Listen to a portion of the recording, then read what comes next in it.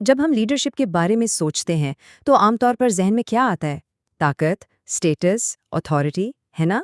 لیکن کیا ہو اگر لیڈرشپ کی اصل بنیاد کچھ اور ہو، کچھ زیادہ گہری، زیادہ پائیدار، ایک ایسا ماڈل جو کردار پر قائم ہے؟ آئیے اسی سفر پر چلتے ہیں۔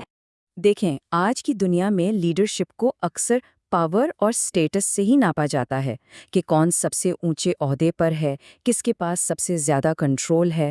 سارا فوکس نتائج پر ہوتا ہے، لیکن اس چکر میں ہم اکثر اس انسان کو ہی بھول جاتے ہیں جس کے ہاتھ میں یہ سب کچھ ہے۔ اور یہی اس پوری گفتگو کا مرکزی خیال ہے۔ اصلی اور دیرپا قیادت کسی کرسی یا ٹائٹل سے نہیں آتی، وہ تو انسان کے اندر سے، اس کے کردار کی مضبوطی سے ابھرتی ہے۔ تو سب سے پہلا قدم، سب سے پہلی بنیاد کیا ہے؟ انٹیگریٹی، یعنی کردار کی پختگی۔ لیڈرشپ اصل میں ایک اندر سے باہر کا عمل ہے، یہ آپ کے اندر سے شروع ہوتی ہے۔ اس سے پہلے کہ کوئی دنیا کو لیڈ کرے، اسے پہلے اپنے آپ کو لیڈ کرنا ہوتا ہے۔ اب انٹیگریٹی کا مطلب کیا ہے؟ یہ صرف سچ بولنا نہیں ہے، اس کا مطلب ہے آپ کے قول اور فعل میں، یعنی آپ کی باتوں اور آپ کے کاموں میں مکمل ہم آہنگی ہو۔ یہ وہ چیز ہے جو آپ تب بھی کرتے ہیں جب آپ کو کوئی نہیں دیکھ رہا ہوتا، وہی آپ کا اصل کردار ہے۔ اور اس کی سب سے بہترین مثال نبی اکرم صلی اللہ تعالیٰ علیہ وسلم کی زندگی میں ملتی ہے۔ سب سے دلچسپ بات یہ ہے کہ نبوت سے بھی پہلے آپ کو الامین یعنی دی ٹرسٹ وردی کے نام سے جانا جاتا تھا۔ سوچئے، یہ ٹائٹل انہیں کسی نے دیا نہیں تھا، یہ ان کی ساخت تھی جو انہوں نے سالوں کی ایمانداری سے کمائی تھی۔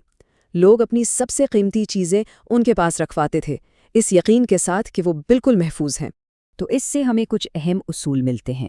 پہلا، آپ کی ساخت، آپ کی ریپوٹیشن آپ کے عہدے سے پہلے بولتی ہے۔ دوسرا، اسی ساخت سے اعتماد بنتا ہے اور اعتماد سے ہی اثر و رسوخ پیدا ہوتا ہے۔ اور تیسرا، کردار سے ہی اصل اختیار بنتا ہے۔ اور اس اعتماد کا سب سے بڑا امتحان کب ہوتا ہے؟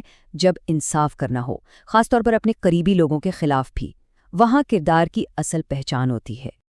اچھا، کردار کی بنیاد تو رکھ لی، اب دوسرے ستون کی طرف چلتے ہیں۔ ایک عظیم لیڈر کبھی اکیلا کام نہیں کرتا، وہ لوگوں کے ساتھ اور لوگوں کے ذریعے لیڈ کرتا ہے۔ یہاں لیڈرشپ کے انسانی پہلو پر توجہ دی جاتی ہے۔ یہاں دو بالکل مختلف سوچ نظر آتی ہیں۔ ایک طرف ہے انا پر مبنی قیادت، جو اوپر سے صرف حکم دیتی ہے، سب کے سامنے غلطی نکالتی ہے اور اپنی اتھارٹی کے بل پر چلتی ہے، اس سے خوف پیدا ہوتا ہے۔ دوسری طرف ہے نبوی قیادت، یہاں لیڈر ٹیم کے ساتھ مل کر کام کرتا ہے، اکیلے میں رہنمائی کرتا ہے اور سب سے مشورہ کرتا ہے، جسے شورا کہتے ہیں۔ اس سے لوگوں کو تحفظ کا احساس ملتا ہے۔ اس کا ذکر کریں تو وہ مشہور واقعہ یاد آتا ہے جب ایک بدو نے مسجد نبوی میں پیشاب کر دیا تھا۔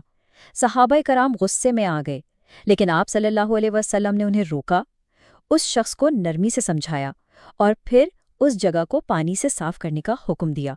آپ نے اس کی غلطی تو ٹھیک کی، لیکن اس کی عزت نفس کو ٹھیس نہیں پہنچائی، اور نتیجہ اس شخص نے نہ صرف اپنی غلطی مانی بلکہ اسلام سے متاثر ہو گیا۔ اور یہی ہے شورا، یعنی مشاورت کی طاقت۔ جب لوگوں کو سنا جاتا ہے تو وہ ذمہ داری محسوس کرتے ہیں۔ جب ایک لیڈر اپنی ٹیم سے رائے لیتا ہے تو وہ صرف خیالات نہیں لے رہا ہوتا، بلکہ وہ سب کو ایک مقصد میں شامل کر رہا ہوتا ہے۔ ہر کسی کو لگتا ہے کہ اس کامیابی میں میرا بھی حصہ ہے۔ چلیے اب تیسرے ستون کی طرف آتے ہیں۔ کسی بھی لیڈر کا اصل امتحان آسان حالات میں نہیں ہوتا، اس کا اصل کردار تو دباؤ اور مشکلات میں سامنے آتا ہے۔ ذرا ان چیلنجز کو تصور کیجئے، 3 سال کا مکمل سماجی اور معاشی بائیکاٹ، طائف میں پتھروں سے زخمی ہونا، اپنی سب سے عزیز بیوی حضرت خدیجہ اور چچا ابو طالب کا انتقال ہو جانا، یہ دباؤ کسی بھی انسان کو توڑنے کے لیے کافی تھا۔ لیکن ان تمام مشکلات کا جواب کیا تھا؟ گھبراہٹ؟ غصہ؟ مایوسی؟ نہیں، جواب ایک سادہ سا لفظ تھا: صبر۔ اور یہ صرف خاموش انتظار نہیں تھا، یہ مشکل میں بھی ثابت قدم رہنے، حکمت سے کام لینے اور اللہ پر مکمل یقین رکھنے کا نام تھا۔ اور پھر وہ دن آیا، لیڈرشپ کا امتحان اپنے عروج پر تھا۔ مکہ فتح ہو چکا تھا، سالوں تک اذیت دینے والے سامنے کھڑے تھے، بدلہ لینے کی پوری طاقت تھی، لیکن فیصلہ کیا ہوا؟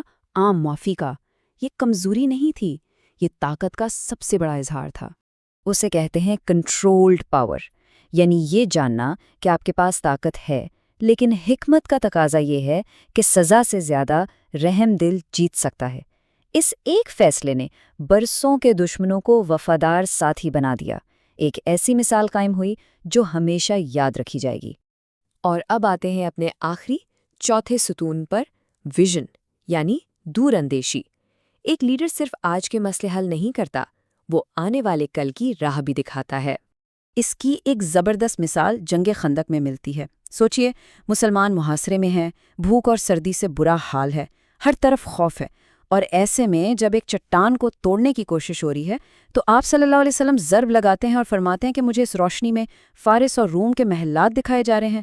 یعنی مایوسی کے سب سے گہرے اندھیرے میں آپ نے امید کا دیا جلایا۔ تو یہ سفر بنتا کیسے ہے؟ یہ مراحل ہمیں بتاتے ہیں۔ سب سے پہلے آپ اپنے کردار سے اعتماد بناتے ہیں، اس اعتماد سے آپ عزت کماتے ہیں، پھر اس عزت سے آپ کا اثر پیدا ہوتا ہے، اور یہی مسلسل اثر ایک ایسی میراث، ایک ایسی لیگیسی چھوڑ جاتا ہے جو نسلوں تک زندہ رہتی ہے۔ تو چلیے اس سب کو سمیٹتے ہیں۔ نبی قیادت کے یہ 4 بنیادی ستون ہیں: کردار کی پختگی جو بنیاد ہے، ہمدردی جو لوگوں کو جوڑتی ہے، ثابت قدمی جو مشکلات سے نکالتی ہے، اور دور اندیشی جو مستقبل کا راستہ دکھاتی ہے۔ تو آخر میں یہ سوال رہ جاتا ہے، اگر قیادت کی شروعات کردار سے ہوتی ہے تو ہم سب کس قسم کے لیڈر بن رہے ہیں؟ اور یہ سوال صرف ان کے لیے نہیں جو کسی بڑے عہدے پر ہے، یہ ہم سب کے لیے ہے، اپنے گھر میں، اپنے کام پر، اپنے دوستوں میں، کیونکہ اصل قیادت کوئی عہدہ نہیں بلکہ ایک انتخاب ہے، ایک چوائس ہے۔